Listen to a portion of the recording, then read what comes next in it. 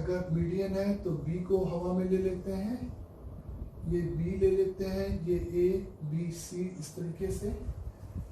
D इस पर एक पॉइंट है जिसके लिए D B C right angle है, यानी कि ये एक ऑब्ट्यूस एंगल ट्रायंगल होगा। तो थोड़ा सा फिगर में आप फील करना कि ये आपका मिड पॉइंट है इसका और ये 90 डिग्री है बच्चे, सिंपल, ठीक है। और ए बी की लेंथ स्मॉल सी रिप्रेजेंट होती है, इसकी लेंथ ए है, इसकी यहाँ से यहाँ तक की लेंथ फिगर में b/2 है और ये भी b/2 है। इज दैट क्लियर सभी को? सिंपल सी बात है। Length of median √3/4 A B दे रखा है, यानी कि मीडियन बी डी से की जो लेंथ है ए बी यानी कि स्मॉल सी इसके बराबर है। तो लेंथ ऑफ मीडियन का हमारे पास एक फॉर्मूला हुआ करता था 1/2 under root over median through angle B है, तो ये twice of A square plus C square minus का B square is equate with √3/4 into A B, यानी कि सी इस तरीके से हम कंसिडर कर सकते हैं एक बार। तो ये आपका 2 हो जाएगा, तो बोथ साइड स्क्वायरिंग किया तो 2a square plus 2c square minus का b square is equal to 3/4 का c स्क्वायर, ऐसा आप बोल सकते हो। सही है। और सिंप्लीफाइड किया तो 8a square plus 8c square plus 5c square is equal to b square. ये एक मेरे पास गिवन रिलेशन यहाँ पे है। लेंथ ऑफ मीडियन था और फिर अपन को ये एंगल सिंपली यहाँ पे 90 डिग्री दे रखा है, तो अपन एक फिर से ये length of median through angle bisector था, इसमें अपन एक राइट एंगल ट्रायंगल में अपन क्या लगा सकते हैं, पाइथागोरस लगा सकते हैं। तो लेंथ इसका स्क्वायर एल यानी कि मीडियन का होल स्क्वायर, तो 1/2 multiplied by the twice over, बोलो, is a square plus c square minus b square का whole square plus is a square is equal to b square by 4, b/2 का whole square. तो ये 1/2 का square 1/4, 4 और ये 4 हो जाएगा। तो ये आपका 2a square plus 2c square minus का b square plus 4a square is equal to b square. Means यहाँ से मेरे को मिलेगा 6a square plus 2c square is equal to 2b square, यानी कि 3a square plus c square is equate with b square. तो इस second और फर्स्ट रिलेशन को जब भी हम चाहें तो ए बी सी का रेशियो जरूर यहाँ से निकाल सकते हैं बच्चों। आप समझो कि बी स्क्वायर को इक्वेट कर दोगे ए और सी में पता चल जाएगा, ए की जगह सी के टर्म में रखोगे तो ए बी सी किस रेशियो में है, इन दो इक्वेशन से हमें यहाँ पे पता चल जाएगा। और ए बी सी किस रेशियो में है ये पता करने के बाद अगर अपन को एंगल ए बी सी चाहिए तो हम सिंपल वहां पे कोसाइन फॉर्मूला लगा सकते हैं। समझ में आ रही मेरी बात? जैसे मैंने कहा कि बी स्क्वायर को इक्वेट कर दिया तो 8a square plus 5c square is equal to the 3a square plus c square. The 5a square is equate with 5 square plus, ये प्लस में आ गया, ये पे गड़बड़ हो गई फिर से, कैलकुलेशन से परेशान है।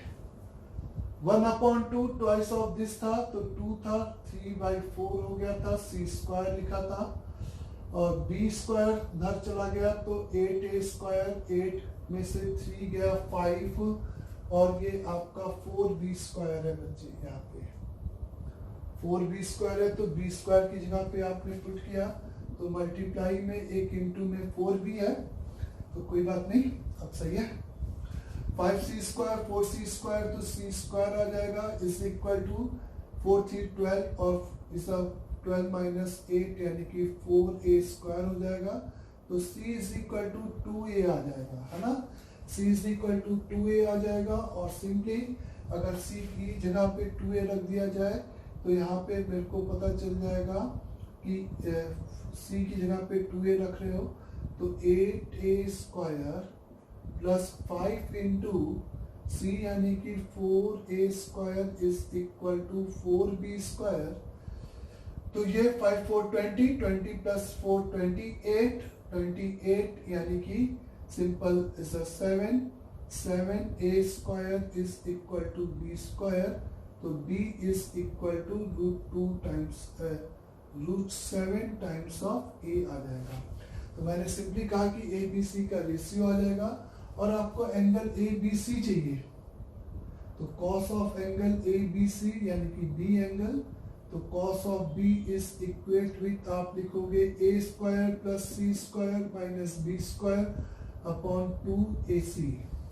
बोले b की जगह पे आप √7a रख दिए और c की जगह पे 2a रख दिए, तो ये आपका a² प्लस 4a² माइनस का 7a² अपॉन 2a तो रहने देंगे, c की जगह पे 2a रख देगा, तो 5 माइनस 7 माइनस का 2a², तो माइनस का 2a² अपॉन 4a² यानी कि माइनस का 1/2। तो बी एंगल आपका सिंपली यहाँ पे कितने के बराबर 120 डिग्री के सिंपली बराबर हो जाएगा। इस तरीके से अपन इसकी बात यहाँ पे कर सकते हैं, है ना बच्चे। तो इस टाइप के एक प्रॉब्लम्स आते हैं जिसमें हमें कुछ इंफॉर्मेशन दिया रहता है, कुछ लेंथ वगैरह निकालनी रहती है, तो उस लेंथ तक इसी तरीके से साइन रूल, कोसाइन रूल या सुटेबल फॉर्मूला हम यूज करते हुए उसकी बात हम यहाँ पे कर सकते हैं। उसके आगे अपन पहले कुछ थ्योरी पढ़ते हैं जिसमें अपन को कहा जाता है कि सॉल्यूशन ऑफ अ ट्रायंगल की बात किया जाता है। तो solution of triangle basically is the different information आपको दे रखी है, तो आप ट्रायंगल किस तरह से कंस्ट्रक्ट करते हो उसी का ये मतलब होता है। तो solution of triangle A B C, मैं कुछ स्पेशल केस में आपको बता रहा हूं, जैसे कि आपको मैंने दे दिया कि कोई भी 3 number small capital A B C are angle of triangle है, is a given angle of triangle है, are given of angle of triangle यानी कि capital A B C are given है। यहाँ पर फर्स्ट केस मैंने उस ट्रायंगल की कंस्ट्रक्ट करने की बात किया कि क्या इस इंफॉर्मेशन से एक यूनिक ट्रायंगल या इज द इनफाइनाइट ट्रायंगल या नॉट पॉसिबल, ऐसा कौन सा केस होगा, इस केस में आप मेरे को बताओ।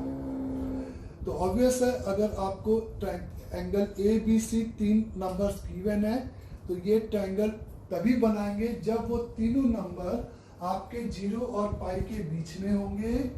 ये फर्स्ट कंडीशन क्या फुलफिल होगी, ये 3 नंबर आपके एंगल ऑफ अ ट्रायंगल तभी कहलाते हैं जब ये तीनों नंबर आपके 0 और पाई के बीच में हो, और दूसरा कंडीशन इन तीनों का जो सम हो वो कंट्राडिक्ट ना करे, वो तीनों नंबर का सम पाई हो, तब उस केस में अपन कह सकते हैं इफ अगर ये 2 कंडीशन फुलफिल हो रही है, इफ ये 2 कंडीशन अगर फुलफिल हो रही है, देन हम कह सकते हैं उस केस में इनफाइनाइटली मेनी ट्रायंगल आप बना सकते हो। इनफाइनाइटली मेनी ट्रायंगल आप बना सकते हो क्योंकि आपको उस केस में सिमिलर ट्रायंगल बनेंगे। आप कोई भी, क्योंकि उस केस में आपका ए बी सी का रेशियो फिक्स हो पाएगा, क्योंकि उस केस में आप a to sin a is equate with b to sin b is equate with c is equal to sin c। तो a b c का आप रेशियो फिक्स कर पाओगे तो इनफाइनाइटली मेनी सिमिलर ट्रायंगल्स बन पाएंगे। अदरवाइज अगर ये नहीं होगा तो ये देन होगा, अदरवाइज आप कहोगे कि गिवन इंफॉर्मेशन से कोई भी ट्रायंगल पॉसिबल नहीं हो पाएगा। क्यों? क्योंकि उस जो 3 एंगल है वो उस केस में एंगल ऑफ द ट्रायंगल नहीं हो सकते। अगर ये 2 कंडीशन फुलफिल नहीं हो रही है तो उस केस में हम ट्रायंगल, ये 3 एंगल को हम angle of a triangle consider नहीं कर सकते। सिंपल सा कहना है ना बच्चे। अगर आपको small a comma b comma c are given है, कहने का मतलब कि आपको केवल 3 नंबर गिवन है, आपको 3 नंबर गिवन है और कहा जाए कि इन 3 नंबर को लेके आप क्या ट्रायंगल बना सकते हो कि नहीं बना सकते, तो कोई भी 3 नंबर को एज अ साइड्स हम लेके ट्रायंगल कंस्ट्रक्ट नहीं कर सकते। इस वो 3 given number as a sides तभी रिप्रेजेंट करेगा जब इस कौन सी कंडीशन फुलफिल होगी, sum of the two side will be greater than the third side. यानी कि इफ अगर मैं यहाँ पे कहूंगा कि ये स्मॉल ए बी सी यानी कि 3 नंबर अगर अपन को गिवन है, if some of the two side इसमें से कोई भी 2 नंबर का सम तीसरे से बड़ा हो, इस सी प्लस ए इससे बड़ा है, सी प्लस ए बी से बड़ा है, जब ये कंडीशन फुलफिल हो रही है देन इस उस केस में एक यूनिक ट्रायंगल अपन बना सकते हैं। Unique triangle can be constructed. Construct कहने का मतलब सिंपल, आपके पास क्या है, कंपास है, आपके पास स्केल है और आपके पास प्रोटेक्टर है। इन तीन चीज को लेके आप वो ट्रायंगल कंस्ट्रक्ट कर सकते हो कि नहीं। और उस केस में आपने कोई भी साइड, सपोज यहाँ पे स्मॉल ए को प्लॉट कर दिया और स्मॉल बी का एक सिंपली इस आर्क कट किया, स्मॉल सी का एक आर्क कट किया और इसको इससे मिला दिया, इसको इससे मिला दिया, इसको इससे मिला दिया। तो मेरा कहना है कि ये सिंपली आपका यहाँ पर आपने स्मॉल बी का स्मॉल सी का स्मॉल बी का आर्क कट कर दिया और वो दोनों आर्क एक दूसरे को कट करेंगे अगर ये कंडीशन फुलफिल होगी। नहीं तो ऐसा होता, अगर ये फुलफिल नहीं होता तो एक आर्क ऐसे और एक आर्क ऐसे निकल जाता, तो उस केस में ये यूनिक ट्रायंगल कंस्ट्रक्ट नहीं हो पाता। तो अगर इन तीनों में से कोई भी एक इनवैलिड हो गया तो उस केस में otherwise no triangle is possible. अगर 3 साइड्स गिवन है और वो 3 नंबर्स इस कंडीशन को सेटिस्फाइड कर रहे हैं, इस कंस्ट्रेंट को, तब यूनिक ट्रायंगल अपन कंस्ट्रक्ट कर सकते हैं। कंस्ट्रक्शन के लिए आपके पास क्या क्या है, इस प्रोटेक्टर है, आपके पास स्केल है और आपके पास कंपास है। तो इन 3 चीज को लेकर क्या आप ट्रायंगल कंस्ट्रक्ट कर सकते हो कि नहीं, यही आपसे पूछा जा रहा है यूनिकली या इनफाइनाइटली मेनी, या जो भी आपका एक ऑप्शंस ट्रू एंड फॉल्स के फॉर्म में इस तरह से गिवन होगा।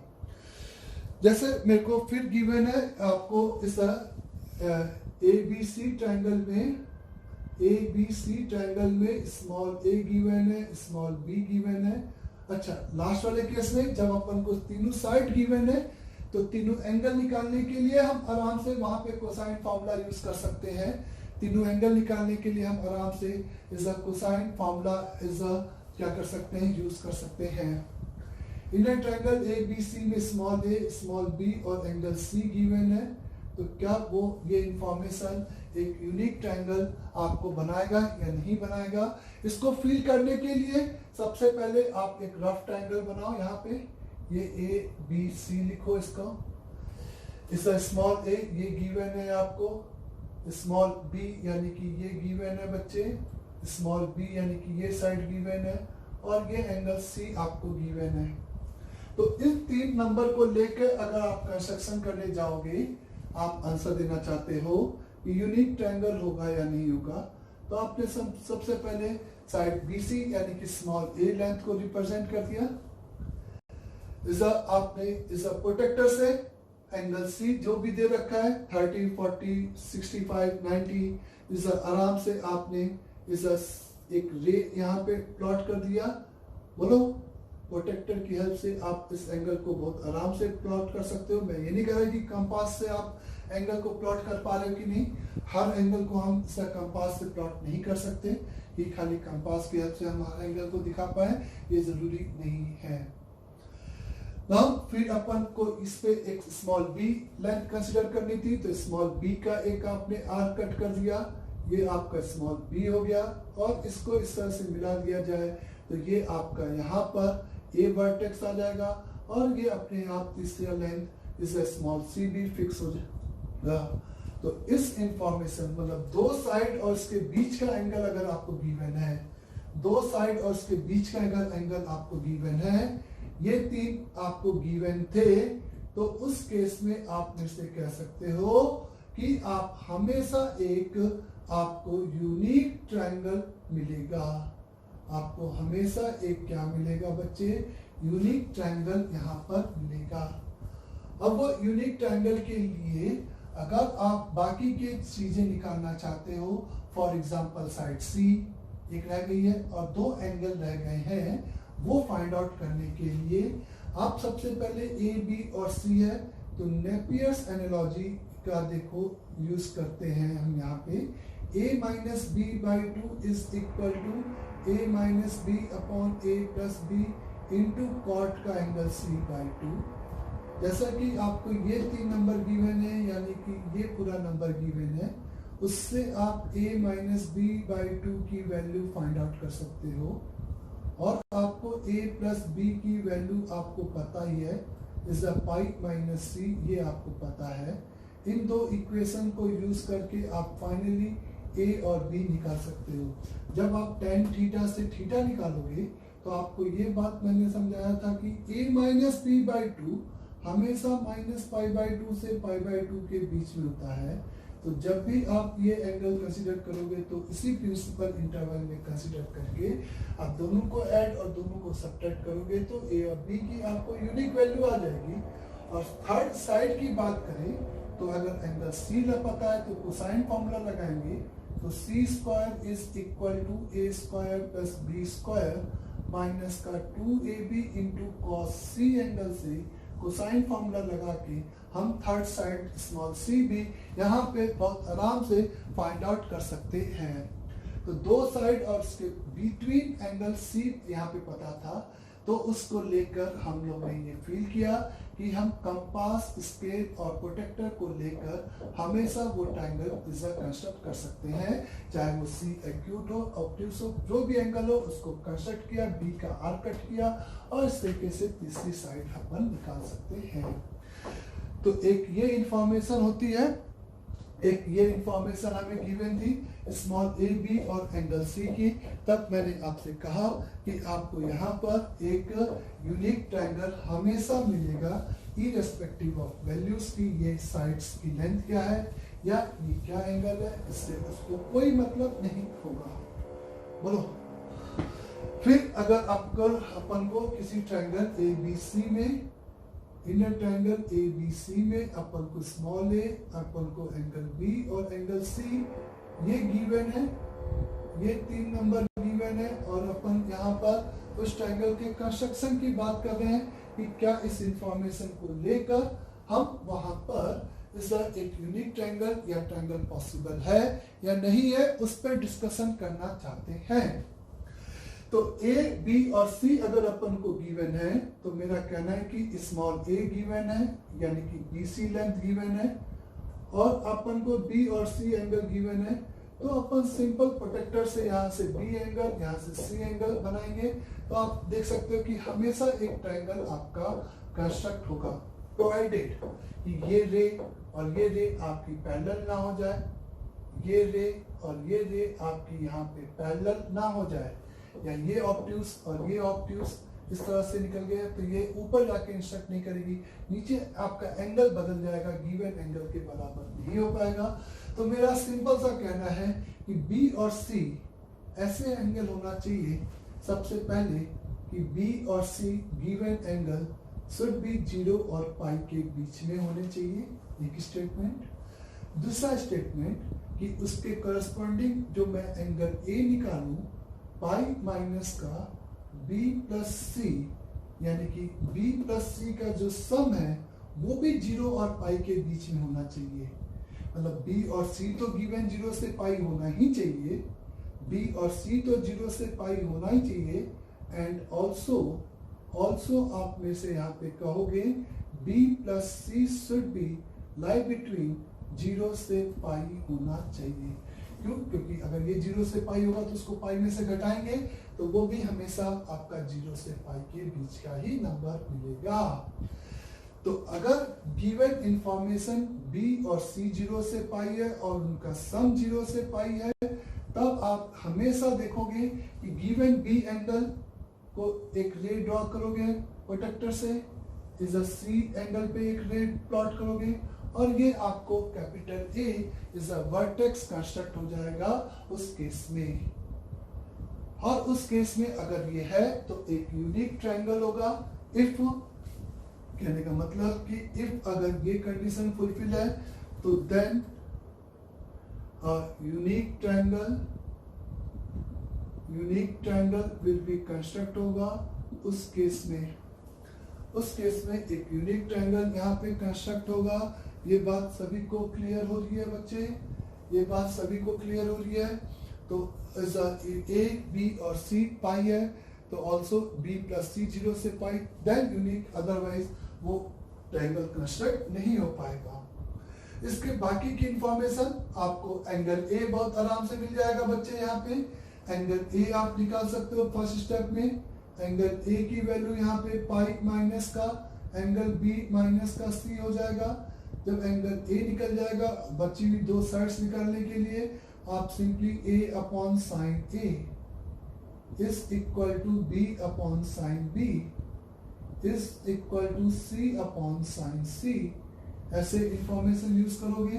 तो ए अपॉन साइन ए, तो बी आपको यहाँ पे एंगल बी पता है, ये पता है, ये पता है, तो बी आ जाएगा। इसके साथ इसको इक्वेट करेंगे तो सी आ जाएगा। तो ये साइन रूल और इसको यूज करके हम आराम से बाकी की दो साइड्स भी यहाँ पे आराम से निकाल सकते हैं, है ना बच्चे? तो आपको यहाँ पे सिंपली ए पता था, एंगल बी पता था और एंगल सी पता था। तो आप इस तरीके से आपने को फिगर बनाकर फील कर सकते हो कि क्या होगा। आपको कंफ्यूजन होने के लिए ए होगा, बी होगा और एंगल ए ही पता है। ये आपको गिवन नंबर्स होंगे अगर किसी फिगर में, तो आप फिर से मेरे से कहोगे कि ए और बी जो गिवन एंगल है वो 0 से पाई होना चाहिए, और ए प्लस बी का जो सम है वो भी 0 से पाई होना चाहिए। अगर ऐसा है, इफ ऐसा है, तो हम कह सकते हैं then unique triangle can be construct, otherwise no triangle will be is a possible.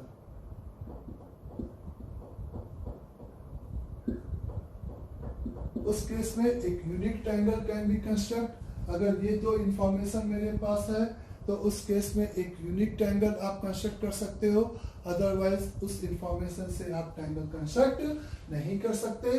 तो उसके लिए स्मॉल ए यानी कि बीसी लाइन पता था, तो आप कंस्ट्रक्ट करने के लिए सबसे पहले एंगल सी निकाल दोगे। वही तरीका पाई माइनस ए माइनस बी से आपको सी और बी फिर से पता चल गया, तो सी भी आपका 0 और पाई के बीच का नंबर आएगा।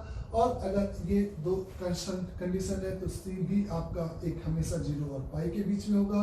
और आप आराम से यहाँ पर इस ए पता है, आपको साइन ए पता है, तो साइन बी निकाल सकते हो और साइन सी निकाल सकते हो। बोलो, तो कहने का मतलब ए अपॉन साइन ए से पहले आपने साइन बी निकाल दिया, और सी एंगल आपको पता था बच्चे, है ना? तो सी एंगल से आपने फिर से बीसी को कंस्ट्रक्ट किया, पहले बीसी स्केल से कंस्ट्रक्ट किया, और यहाँ पर ए और यहाँ पे आपने एक एंगल और दूसरे एंगल पे रे, बी और सी एंगल पे रे प्लॉट किया। अब वो रे इस तरीके से आपको क्या होगी, इज इंटरसेक्ट करते हुए जाएगी, अगर आपका ये इंफॉर्मेशन करेक्ट है तो। और वो जस्ट पे इंटरसेक्ट करेगी, वही वर्टेक्स आपका ए हो जाएगा। और इस तरीके से आपको इस बार सी निकाल दिया पहले, फिर A upon sine A, sine rule लगाया। बाकी की दो साइड निकालने के लिए A upon sine A is equal to B upon sine B is equal to C upon sine C. इस तरीके की चीज हम अप्लाई कर सकते हैं। डन। तो ये 3 नंबर्स हमें गिवन थे, तो जिससे कि ट्रायंगल पॉसिबल होगा या नहीं होगा, ये एक अपने पास क्वेश्चन मार्क था, जिसको अपन कंस्ट्रक्शन से बहुत आराम से फील कर सकते हैं कि ऐसा पॉसिबल होगा या नहीं होगा, ये फील करने के लिए। उसके अलावा अपने पास अब गिवन है, एक दो साइड गिवन है, एक स्मॉल ए स्मॉल बी और एंगल बी गिवन है। दो साइड और उसके बीच का एंगल नहीं है, उसके किसी भी एक साइड के अपोजिट एंगल अपन को गिवन है। In a triangle ABC, in a triangle ABC we have given small A small B and angle B हमें गिवन है। तो उस इंफॉर्मेशन को लेकर अपन देखें कि कितने ट्रायंगल अपने फ्रेम होंगे। Small A small B and angle B की अगर अपन यहाँ पे बात करते हैं तो अगर एक रफ फिगर बनाए तो आपको यहाँ पर इस ट्रायंगल में ए बी सी के इस ट्रायंगल में स्मॉल ए यानी कि ये लेंथ गिवन है, ये लेंथ गिवन है और ये एंगल गिवन है। सही बात है। तो जब आप कंस्ट्रक्शन करने जाओगे तो स्केल से सबसे पहले कॉमन सेंस से बीसी लेंथ प्लॉट करोगे स्मॉल ए, फिर आप इस प्रोटेक्टर से एंगल बी की एक रे ड्रॉ कर दोगे, फिर कंपास में स्मॉल बी का इस लेंथ का आर्क लेकर इसको यहां से कट करने जाओगे। तो वो आर्क अगर ऐसे छोटा पड़ गया, स्मॉल बी का लेंथ का ये आर्क यहां से जब कट किया तो एक ये केस हो सकता था। और भी बहुत सारे केस होंगे, मैं आपको फील कराने की कोशिश कर रहा हूं। हो सकता था कि वो बी आर्क इस तरह से टच करते हुए चला जाता, हो सकता था कि वो जो बी का आर्क है वो इस तरह से आपको दो जगह पे कट करते हुए चला जाता। ये बात समझ आ रही सभी को? तो इस तरह से आप देख सकते हो कि इस केस में तो नो ट्रायंगल, वन ट्रायंगल और टू ट्रायंगल का केस पॉसिबल हो पाएगा। तो इस बात को हम अच्छे से समझेंगे इस फिगर को कि दो साइड और उस साइड में से एक साइड के अपोजिट एंगल जब गिवन है, heading is the two side and one of the opposite angles is given, तब उस केस में वो ट्रायंगल किस तरह से कंस्ट्रक्ट होगा और कितने ट्रायंगल। तो मैंने छोटे से एग्जांपल में आपको फील कराया, आइदर 0 और 1 और 2 इस तरीके से आपका बोला जाए तो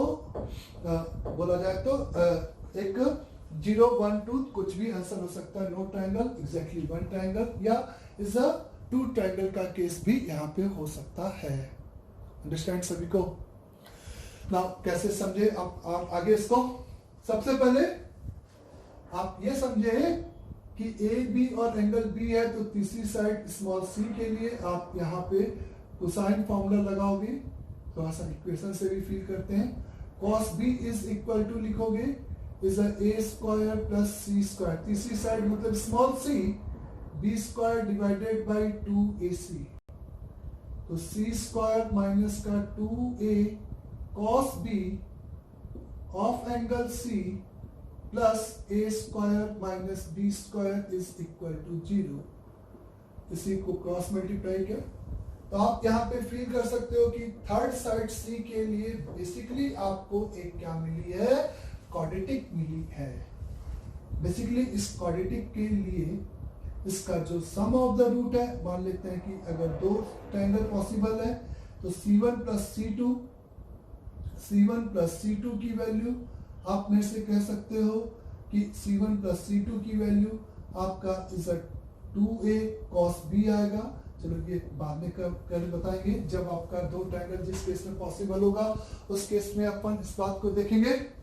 यहाँ पे अपन केवल इस तरह देख सकते हैं कि तीसरे साइड के लिए अपन फील कर सकते हैं कि एक क्वाड्रेटिक आएगा।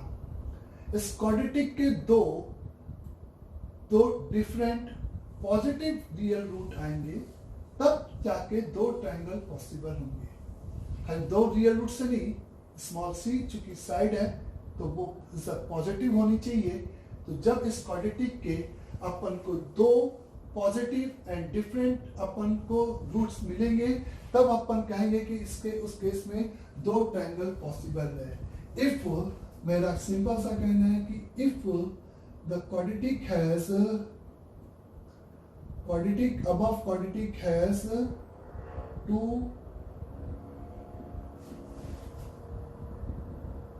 the distinct positive root, then आप कह सकते हो कि दो ट्रायंगल पॉसिबल है। अदरवाइज आपका उस केस में दो ट्रायंगल पॉसिबल नहीं है। तो लेट कि वो पॉजिटिव और डिस्टिंक्ट रूट अगर C1 और C2 है, अब ऐसा मान लेते हैं, तो C1 प्लस C2 की वैल्यू आप कह सकते हो आपको मिलेगी 2a cos b।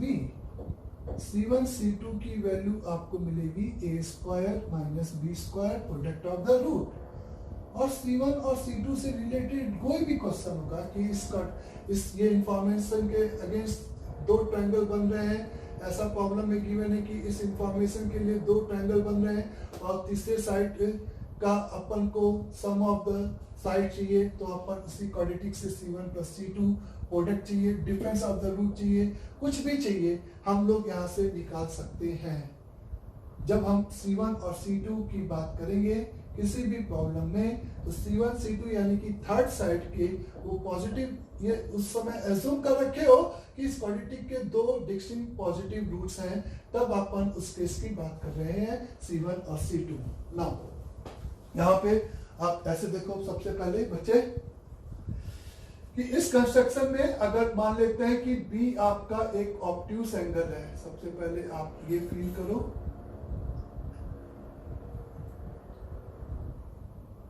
Is obtuse angle है अगर B,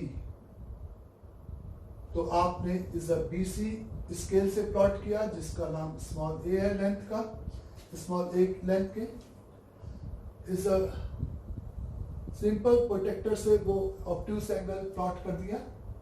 भले इस कंपास में स्मॉल b का एक आर्क कट किया, स्मॉल b का आर्क जब इस रे को कट करेगा तभी ट्रायंगल पॉसिबल हो पाएगा, ये बात आप समझ सकते हैं। जब वो आप यहाँ पे आर्क रखो और यहाँ पे इस तरह से आर्क रख के ऐसे जाओगे तो ये ऐसे कट करेगा, तब आप ये ट्रायंगल नहीं बनेगा। आप पीछे लेके जाओगे कहोगे कि सर इसको तो कट कर रहा है, ये आपका angle of A triangle of interior angle small b acute हो जाएगा, ना कि वो गिवन ऑब्ट्यूस एंगल होगा। तो जब वो आर्क उस रे को कट कर पाएगा तभी अपना ट्रायंगल कंस्ट्रक्ट होगा। ये बात क्लियर हो गई सभी को? तो उस केस में स्मॉल a अगर b आपका ऑब्ट्यूस है, तो अगर a की वैल्यू मतलब वो आर्क की वैल्यू b की, अगर वो b की वैल्यू इस a से छोटी है, इक्वल है, तो ऐसे, a से जस्ट बड़ी है तो ऐसे जाएगा।